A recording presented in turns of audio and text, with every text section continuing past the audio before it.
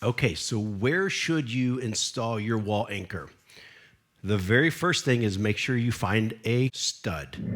Okay, so all I'm doing here is using a stud finder that will find the wood stud behind the drywall.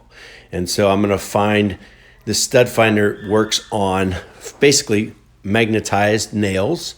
So I'll be able to plot a vertical line from the top to the bottom through all the nails that I find in that stud. And then I'll just make a little line connecting those, the nails that I found, and that'll give me an idea of where that stud is.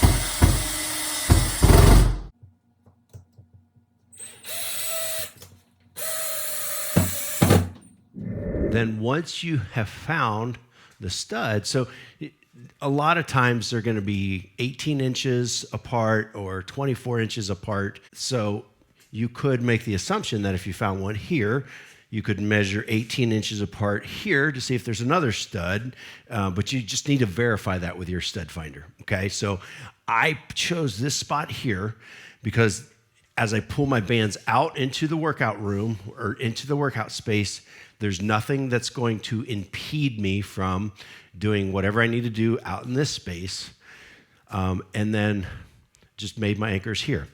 I chose to do the top one at my elbow height, right, and the bottom one just about maybe an inch above knee height. That will allow us to do almost every exercise. When you stretch those bands out here, and let's say you're doing a chest press, it's not going to rub across the shoulder. It can easily go under the arm, etc. So that's the best spot. When you order these things, they come in pairs. The ones that I've suggested come in pairs. All right, so top one, right about elbow height. Bottom one, maybe an inch above knee height. If you have any other questions, send me an email or text me, and we'll walk through the answer with you.